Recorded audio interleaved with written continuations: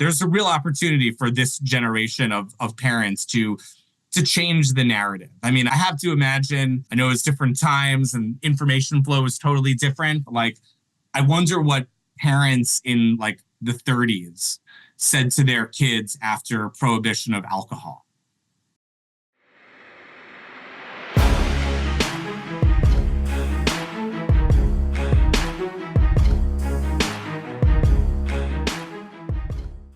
What's up, guys? Welcome back to another episode of The Dime. I'm Brian Fields, and with me, as always, is Kellen Finney. And this week, got a very special guest, Jordan Isenstadt, Senior VP of Marino. Jordan, thanks for taking time. How you doing today?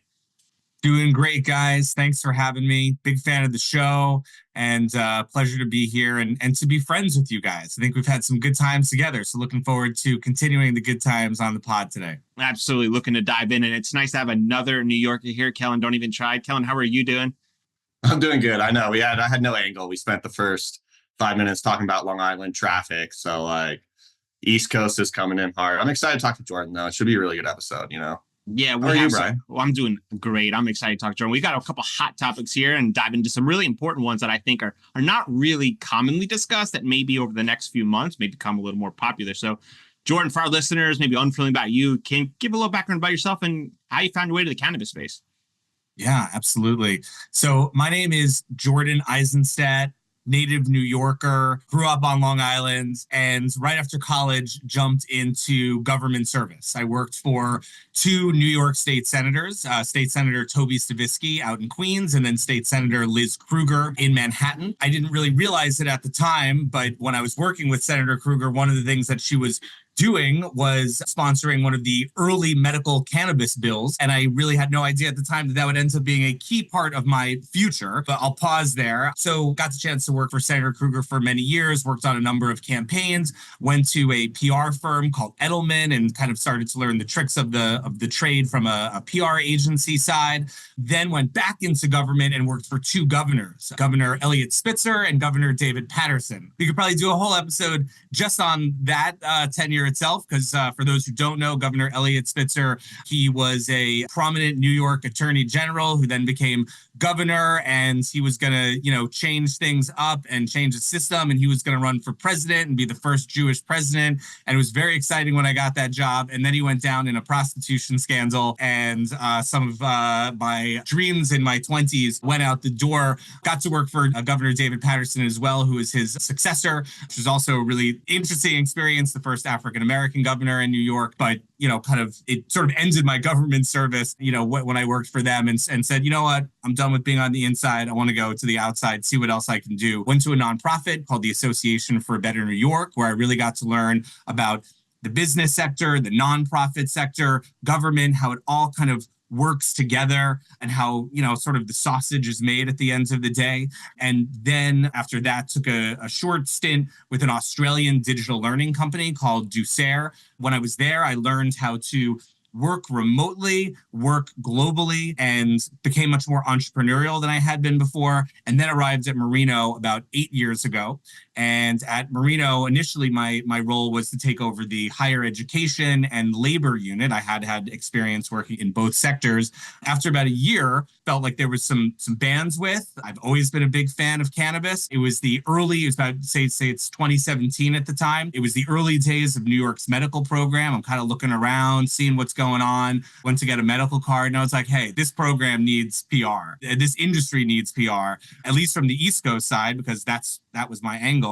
And it's been an amazing ride ever since. We've been able to grow a national award-winning cannabis PR and marketing practice. We've gotten to work with some of the largest MSOs in the world, to single state operators, to brands, cultivators, processors, retailers. We've been very involved in both the New York and New Jersey markets and getting the adult use rolled out in terms of, working with many of the kind of the major players in both states. Also work with a lot of ancillaries who are more on the national front, companies like Dutchy and LeafLink. So awesome kind of getting this global experience of a growing industry. And I mean, it's really special from a PR perspective. It's really the only industry that I can think of where we're working at an industry that is growing in real time. I can't think of any other practice at Marino or any other practice at a PR firm where there's something similar to that. So it's great to be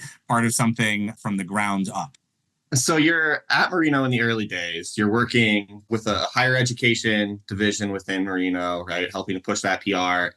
And do you have this idea that, hey, cannabis needs PR, and you kind of go back to Marino and you're like, hey, this is where we want to go? Like, how did that conversation go initially when you're like, I know I'm working in education, but like, hear me out, right? Like, yeah. So it was I give a lot of credit to the Marino family, the founders and leadership of the firm. Definitely back in 2017, I would describe us as being a little more on the, conservative side. People who had been at Marino for, the years prior, they were kind of in a state of shock when I brought this and actually was able to have it bear fruit. What I did really was, I knew nothing about the cannabis sector. I knew a lot about smoking weed. I knew a lot about, the plant from a personal perspective, but I knew very little about the industry. So first thing I did was I just went and started to learn. So like I learned what an MSO was, I started looking at the New York program. And at the time we had just 10 medical operators. In New York, there were 5 from sort of the first class, and then another 5 were added. So I got to learn about, Columbia Care and Acreage and GTI and Cureleaf. And these were all new names to me. And so I, put a deck together about, all these companies, all the capital and money that was flowing, through these companies. Keep in mind, this was then when, at least on paper, it looked like there was a lot of money flowing through, and it was, kind of an exciting. It was one of the many exciting moments where we're feeling, hopeful, and just started to say like, I think here's where I think the opportunities would be. Certainly we're a PR firm at heart, but we do all types of marketing, social media, digital media, etc. But I really saw this as like PR is our entry point, and then we'll try to figure other things out from there. So yeah, we had this big meeting with the leadership. I presented on the deck, and everyone was intrigued. Certainly intrigued by the concept of getting into legal cannabis. I mean, certainly there was a business opportunity there. It made sense for me to be the person to run it because I was, personally a fan. Part of my plan was that I needed to start to get out there, pound the pavement, meet people, because I really just knew no one. We had a very fortunate thing happen early on, which was that one of our primary clients, longtime clients at Marino, is McDonald's.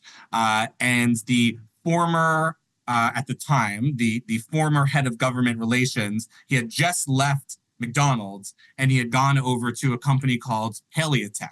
Paleotech became Curaleaf. So this was early 2017. We're just starting to kick the tires. We're just starting to think about it.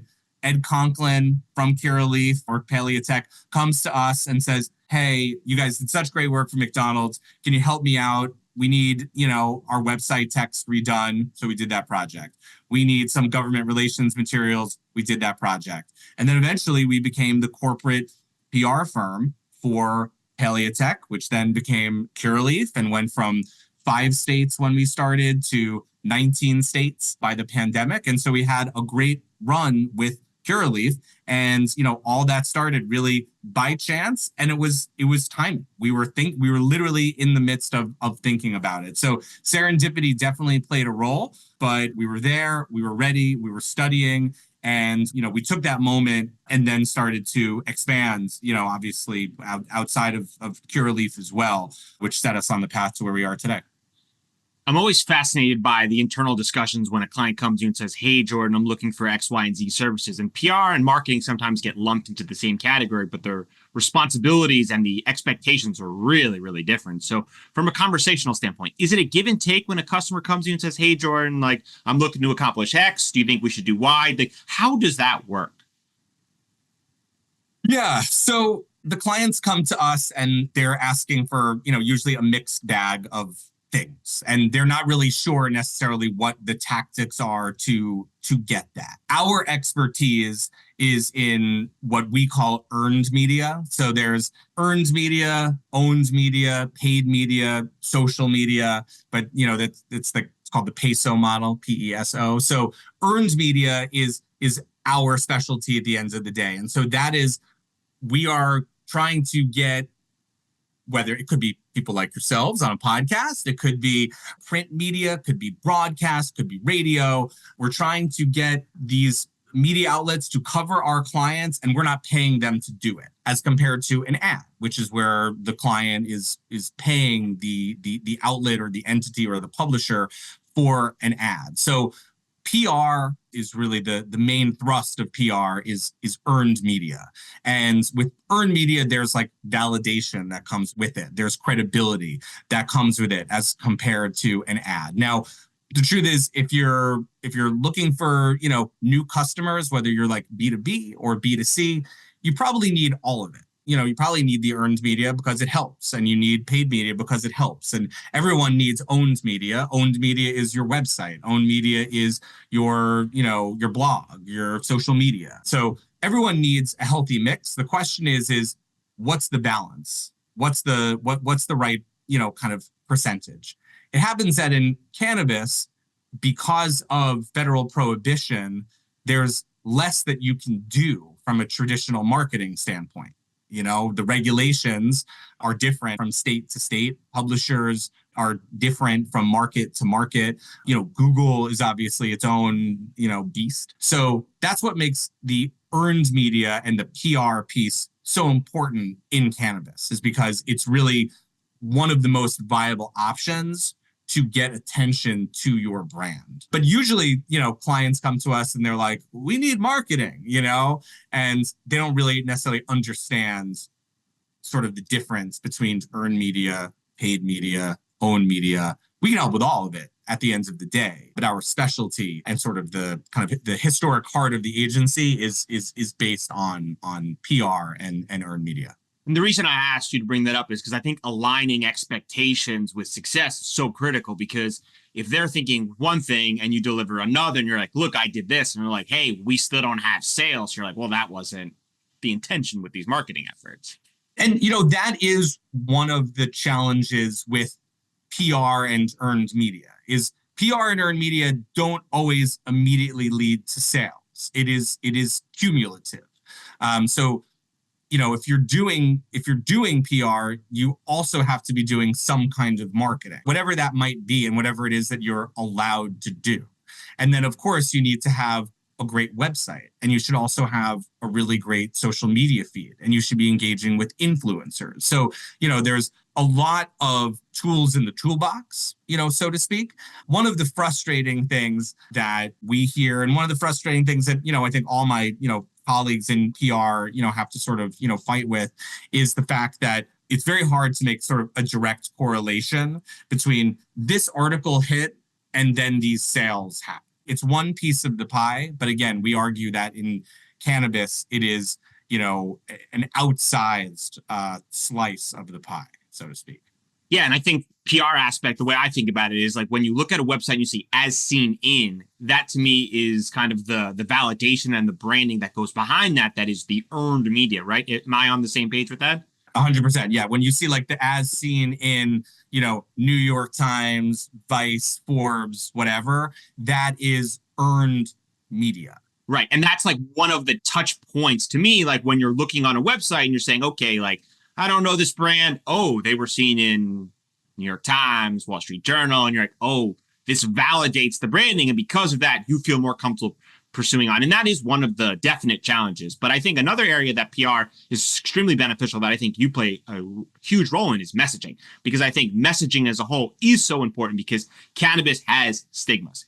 It's not a normal advertising and marketing product like McDonald's where you just post it up. Nobody's any issues. The messaging is so critical. And with the depths of different customers you have, the messaging behind that makes it even more important to make sure the messaging delivers so that the marketing does deliver on its expectations.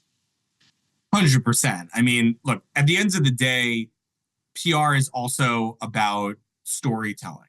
And so a big part of what we do with any client, and it's usually the first meeting, the first few weeks, the first month of the engagement, is building a strategy that is based on a narrative and a story. Especially in cannabis, I feel like as compared to other industries, everyone in cannabis has a really unique and interesting story. And, people are looking for authentic connection to authentic brands. And so it's really critical that we work with our clients to figure out what their story is and how to best disseminate that story.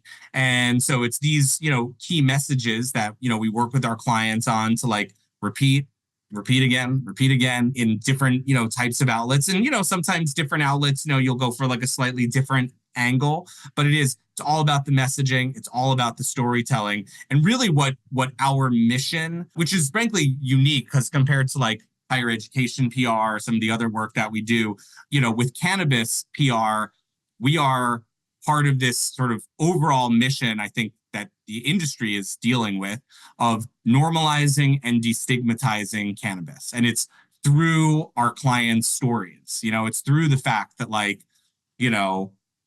this cannabis lawyer is a mom and she's doing amazing things for the industry. And this, couple who owns this dispensary, they met through the legacy market and now they have a dispensary. Or this client is a ganjier. She's a certified ganjier and she's working with, the former CEO of, the largest grocer in the country. And they're bringing the most unique cannabis store, to your neighborhood. So, every client has a special and unique kind of sauce. And it's all about resonating with their customers. And the mission really at the end of the day is to get, all of the, it's to get, Americans and people around the world to, start to, recognize the, legitimacy, the utility of cannabis and to continue to normalize and destigmatize. So when you bring new clients in and you kind of start to understand their story, is it like, hey, we're going to have a couple meetings, you like go out to drinks, like get them warmed up, like what's kind of like your playbook for getting that authentic interaction with a new client so that the story is representative of them? Well, every client is different, right? You gotta like read the vibes, read the room a little bit. It is dating, right? Yeah, I mean, look, I'll never forget. Very early on in the cannabis practice, I signed a client a New York City-based client who was planning to apply for an adult use dispensary. So this goes back a few years. And, I went to his CBD store and we went to like the back room and I had the contract because he hadn't signed it yet. And we like sat down, he rolled a joint, we like break bread together and we got to know each other.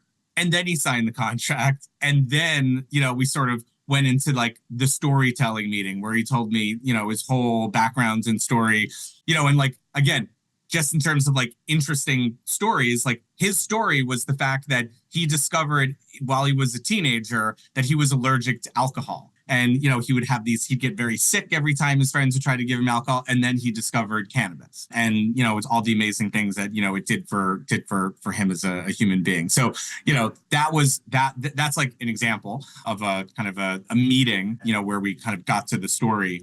And that, obviously that does happen a lot in this industry where that first meeting may be over a J or, a bong rip or whatever the case may be. But some clients, it's, especially if they're not local, it's a Zoom call. Sometimes, they come into the office. We've been working with a lot of dispensary owners lately. So we will go to the dispensary, even if it's a construction zone, because we want to like feel them out, get the vibe, get to learn, who they are. That's exactly right, Kellen. I mean, you have to kind of get into their brain if you can. I mean, one of the things that, we try to do, especially because like, oftentimes we're like writing statements on behalf of our clients or like writing editorial op-ed pieces on behalf of them. Like we literally need to like get into their brain and, think like they think or learn how they think and then be able to like put words together that sound like them and sound authentically like them. So yeah, those first few weeks are critical. And what I will say too, I don't think you exactly asked me this, but I think it's relevant to this wider conversation, which is that PR is a partnership. Sometimes clients come to us and they're like, they tell us a bunch of stuff. And then they're like, okay, now do what you do. And it's like, just make stuff happen. And that's just not how it works. It requires like there has to be like a constant flow of information, give and take. It's truly a partnership. The best partnerships are when we have like a regular call. There's a constant flow of information. Most of my clients, they also have they also text me, constantly. They're giving me ideas. I'm giving them ideas back, or reacting, and it's sort of a constant flow. But you really need that willing partner who's ready to like give you the information that you need to like build the PR campaign, because otherwise it just ends up feeling a little hollow.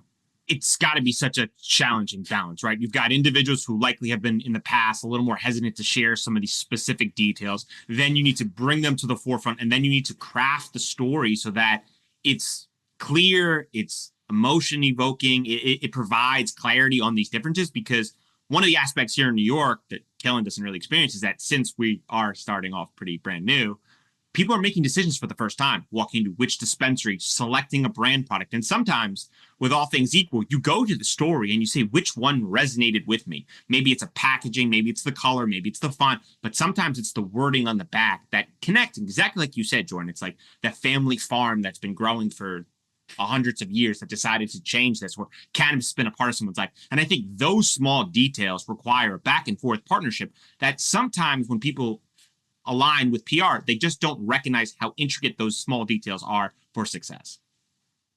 Yeah, man. I mean, so first of all, there's, clients do come in all shapes and sizes. And I know I've said that a couple of times, but like, corporate cannabis is a very different animal than, some of the players that we're dealing with in New York now. So, having worked with Curaleaf, Air Wellness, some of the other, larger players, really the truth is it's corporate PR. You just happen to be selling weed. That's the main difference. And, most of those folks are, they've had C-suite experience in other sorts of companies. So like, they get it. They get, usually there's a CMO. They sort of get the marketing apparatus and how it works.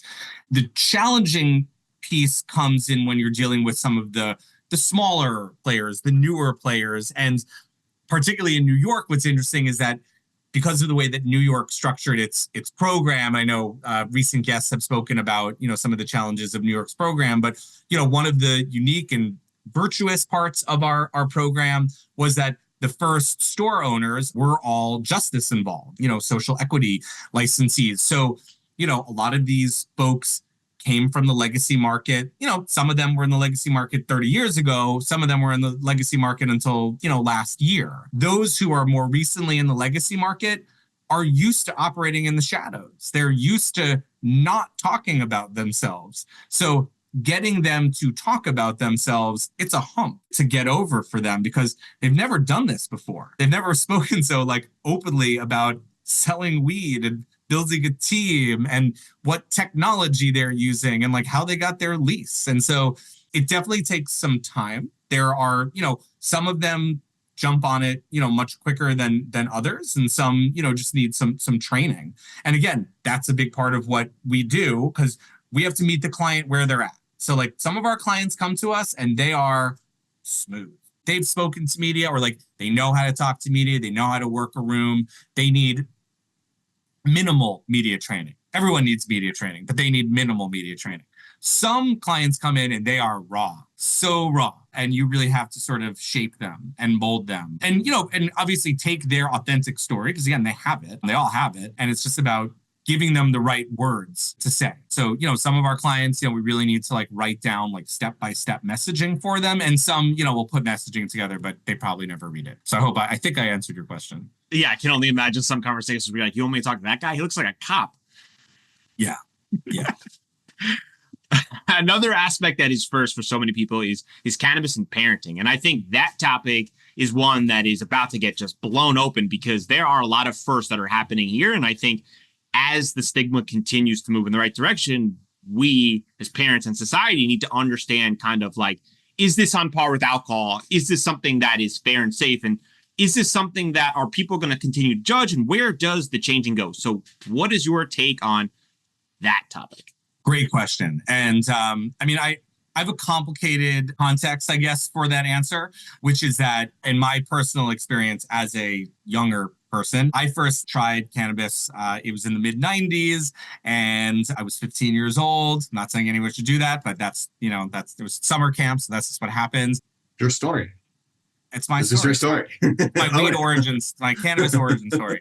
And, I came home from summer camp and, I tried it a couple of times and I really liked it. And I said to my dad, I said, Dad, I tried, cannabis over the summer and I really liked it. And, I wanted to tell you. And he was like, well, get some and bring it and we'll sample it together. So I had a very open parent. And then a couple of years later, my mother also, eventually caught wind of it. My parents were divorced. So my mother then caught wind of it. And then by the time I was in college, I was also sampling with my mother. So that was kind of my personal experience. Now, as a father, I have a 12-year-old and an 8-year-old. And those are like really interesting ages because my 8-year-old really doesn't really understand what I do and really has no like context. But my 12-year-old does. And she knows sometimes kids come into school with a vape in middle school. And, sometimes, she'll hear things, here or there. And she hears me talk about cannabis all the time because I work at home half the week. And so she hears me talking about it and she's asked me questions. And, I've kind of decided that basically what I say to her is that, cannabis is a plant. It's for wellness. And, we can talk about it more, when you're 21. And that's about, that's kind of been my line for now. I think I'm going to have to massage that pretty soon, but that's been the line for now. I think what's very different about my childhood versus my children's childhood is that these kids and your kids, Brian, I mean, like they're growing up in a world where cannabis is state legal in a way that prior generations had never grown up before. And so we're in this sort of weird, like golden age of a sort where, when I bring my kids to New York City, they're like, what's that smell? And we're having this issue with all these illicit stores, which are starting to close down, but they're like, what's that leaf? Why is Rick and Morty in there? So there's all this weird, stuff that they're seeing. I'm trying to show them the more responsible side of it. And what needs to happen as part of this normalizing and destigmatizing is we kind of need to move away from the kind of the stoner, iconography. And, I think the illicit stores will, eventually, start to shut down. And we do need to start thinking of, cannabis, I don't like to compare it to alcohol because I think it's very, very different. I think its impacts on your body are very, very different. That being said, I think where the similarities are is that it is a regulated, age-gated product, which is appropriate. Usually teenagers are trying to, get their hands on it in some way, shape, or form. But when you look at the data shows that, legal cannabis usually decreases minor usage because now that it's legal, it's less interesting. So we need to kind of follow the data. We need to sort of change the way that we talk about cannabis. I've thought before about writing a children's book about how to talk to your kids about cannabis. It's a half-baked idea, so I don't really have a full idea there, but I feel like someone needs to do it if it hasn't been done, or maybe it has been done and it's just not widespread enough, or maybe we're just not normalized yet in the world. But I think we do need to have these conversations with our kids about cannabis, about responsible use. I think that the kids now are going to be growing up in a world where it's much, much more acceptable, but we also, as parents, need to be responsible because there are, you are seeing these sporadic issues of kids getting into their parents' stash of gummies and things like that. I mean, I said this the other day and I'm still not sure how I feel about it, but I wonder if gummies as a formulation really makes sense when it comes to kids. Maybe we shouldn't have them in gummy form. Maybe they should just be in pill form. There's lots of formulations, and it would be good for the formulations to not be kid friendly. And unfortunately, things like gummies do feel a little too kid friendly. I think that's a great point. I think gummies, it's kind of an interesting double-sided coin, right? One side is that it clearly sells really well, right? Like the products move for companies that are looking to create a business with cash flow, right? But the other side of the coin is that they are easy for a child to eat, and children love candy. And, just because it doesn't look like a normal candy doesn't mean it's not going to persuade them not to eat it, right? And so with all of these factors in place, do you think that this is a topic that parents should be proactively approaching with their children at a certain age, similar to like a cell phone maybe? Or do you think it's something where you kind of wait for the child to kind of bring it up in a situation? Like, what do you think is the best approach, Jordan? Yeah. So I'm in a unique position where it's such a conversation in my household that it was sort of unavoidable. Yeah. I do think, though, that middle school, sixth, seventh, eighth grade seems to be the time when kids start to learn from their peers and from if they have a cell phone, which that also in this day and age, they tend to have a cell phone by that time. Yeah, get ready, Brian.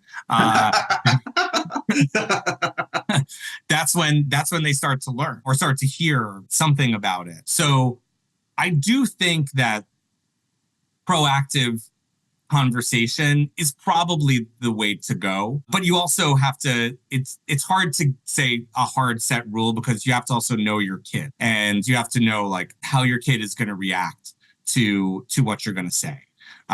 I think that, by and large, it's probably the responsible thing for a parent to try to have a proactive conversation at a moment in middle school when it seems appropriate. It may make sense to sort of bundle it into a conversation that's, that is also about alcohol. That's just, generally about like, being responsible.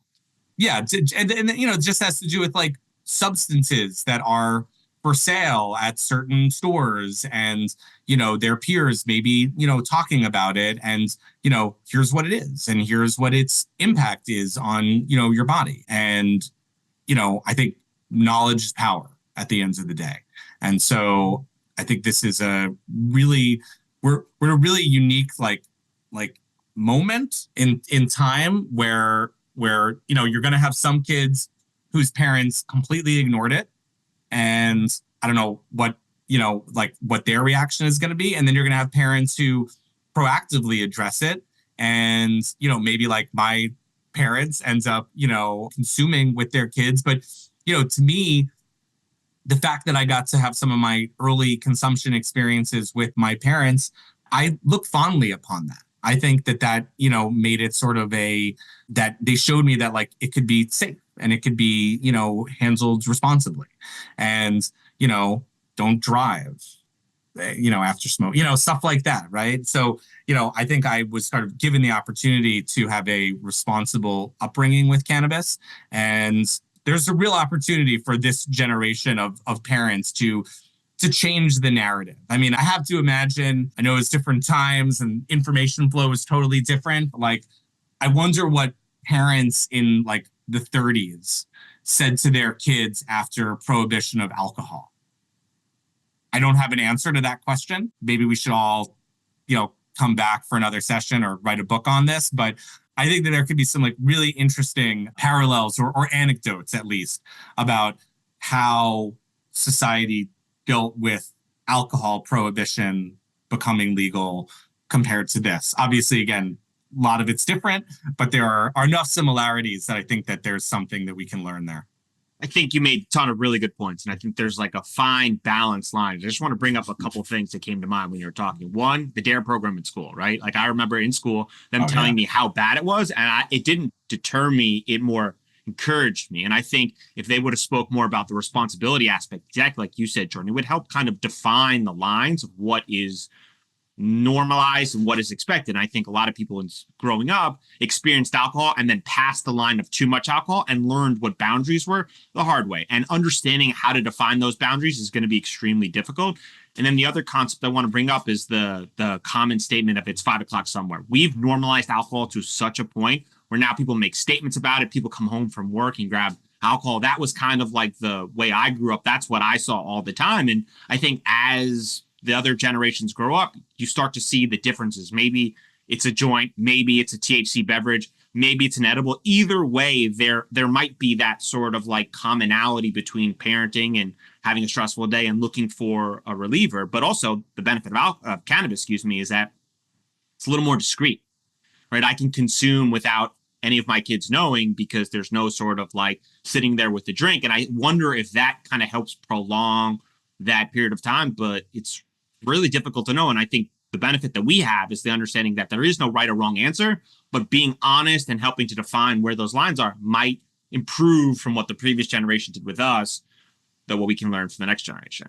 Yeah, the DARE, or like Mothers Against Drunk Driving and, all those sorts of programs. I mean, that's a great point that, our generation of parents that like we dealt with learning that as a child. And now we're here with our kids, growing up in a world where, cannabis is legal. So I think that's a really, really great point. And it's like, it's our opportunity to like change the narrative on cannabis. And, to your point, right? Like parent comes home at the end of the day, dad pours a whiskey for himself. Now the modern parent grabs a cannabis beverage. Or takes their I don't want to say gummy because I know I just said we shouldn't do gummies, but has their cannabis edible in whatever form that may take. So I think that there's promising future there. Do you think schools should play a role in that aspect? I would love to think that schools should play a role in that. I don't really know. I'm not sure what that would be. I'm not really sure what a school's programming would be on alcohol. I assume it's just don't drink and drive. I assume it's sort of just drunk driving. So I don't actually totally know the answer or I don't know if schools can really have a formal role there. I think it's really on the parents. It's a fascinating conversation, right? I'm trying to think in real time about like the complications of it. And I can just tell from like the stigmas that evolved so aggressively here, specifically in New York over the last, let's call it 6 months. But I think continued education and helping people learn the differences and boundaries, I think will allow for healthy conversations and honesty and to set those boundaries so that kids growing up understand that responsible decision-making is critical as an adult. And it doesn't matter whether it's alcohol or cannabis or some other substance. You need to understand how to make responsible decisions as an adult. 100%. It's all about responsible use at the end of the day. And for parents, today's parents, it's really about like, making sure you have that lockbox, making sure that you kind of keep it stowed away. Don't, drive after, consuming. So it's just about, and being like a model for your kids that you can consume responsibly, much like, we would also do with alcohol. So I think that's where really the parallels are. I mean, right now, I feel like there's still a lot of talk about, cannabis and like fentanyl and other things like that. And I think there's a lot of myths and scare tactics out there. And like, that was the problem with the DARE program and the MAD program and all that stuff, was that it was all scare tactics. And I don't think scare tactics work.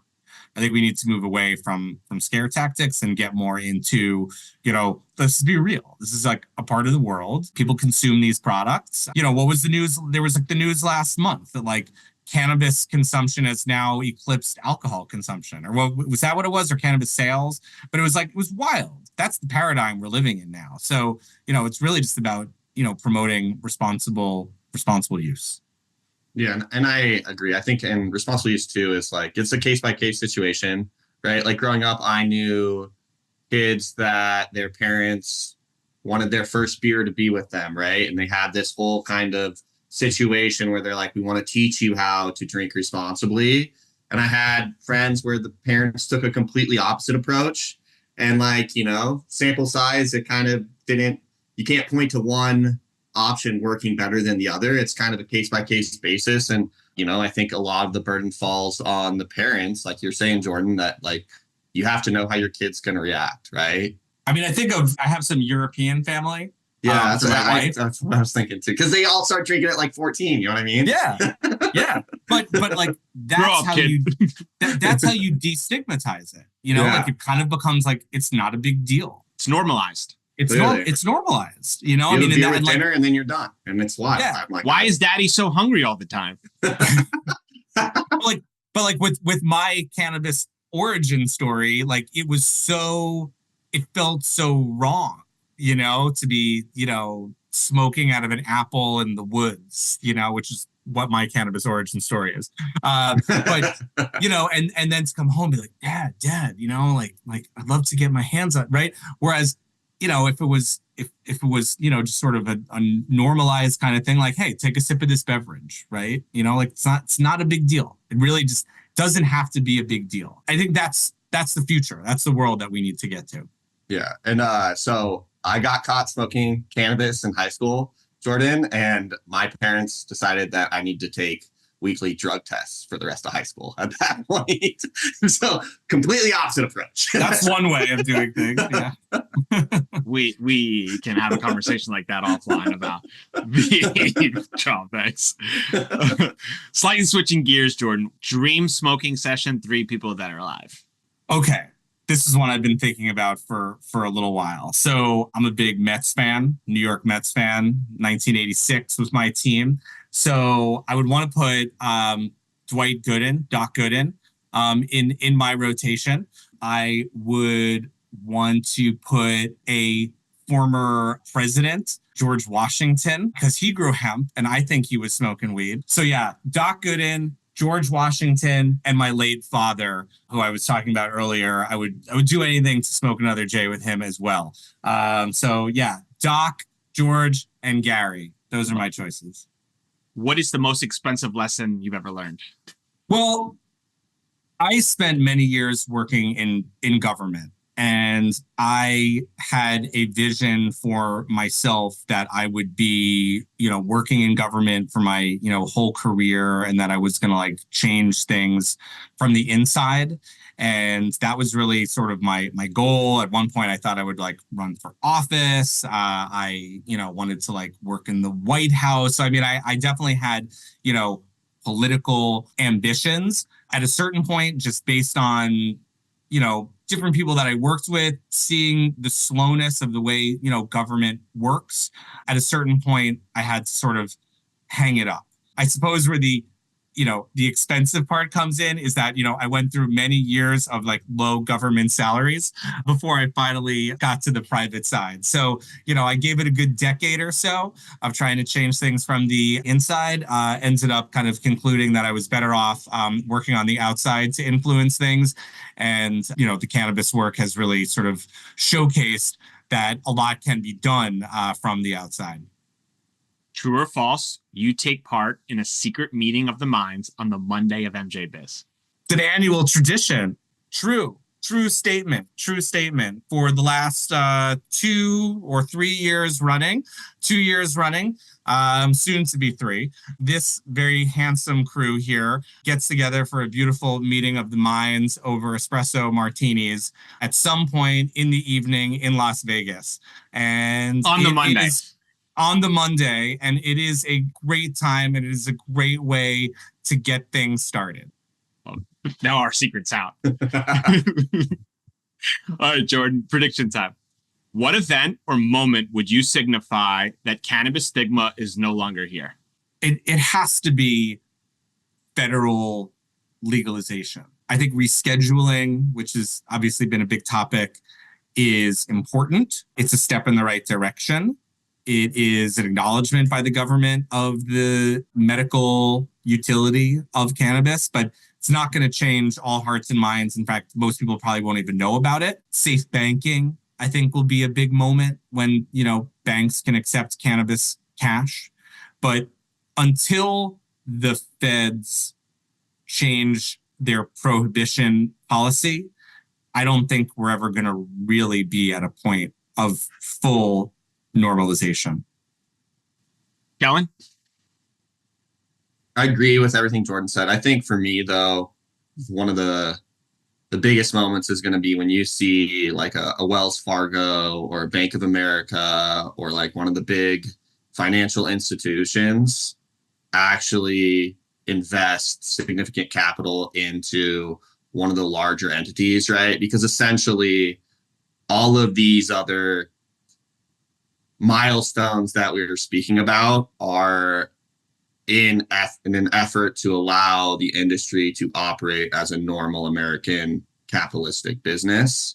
And that is having access to our financial institutions. So all of those are just like pieces of the puzzle or the steps along the road to get to that end goal, which is witnessing the financial institutions start to support this industry that we've all been working in for a long time. You know, what do you think, Ryan?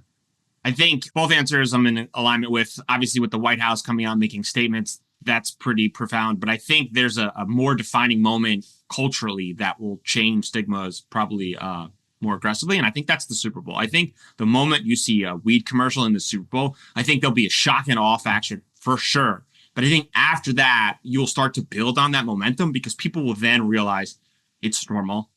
It is part of the process.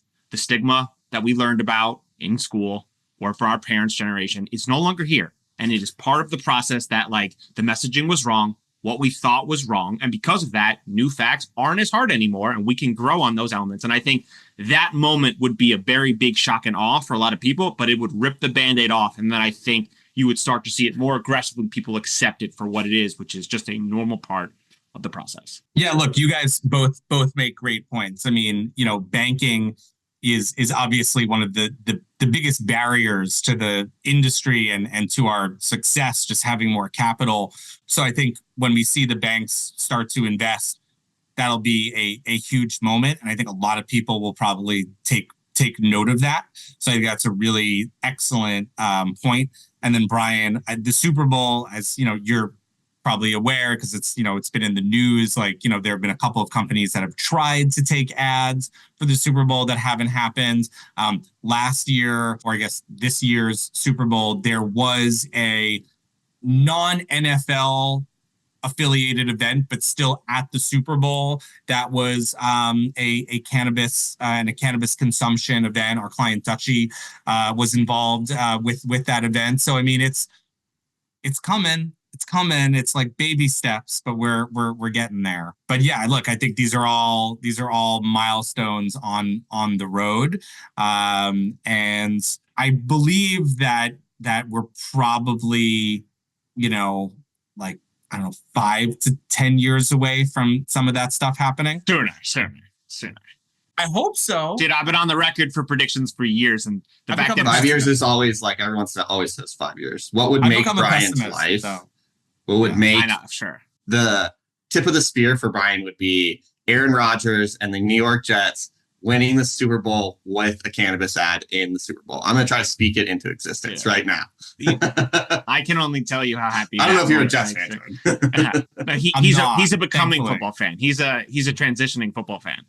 That's right. I've told you my football story with my son. Yeah, that's the thing.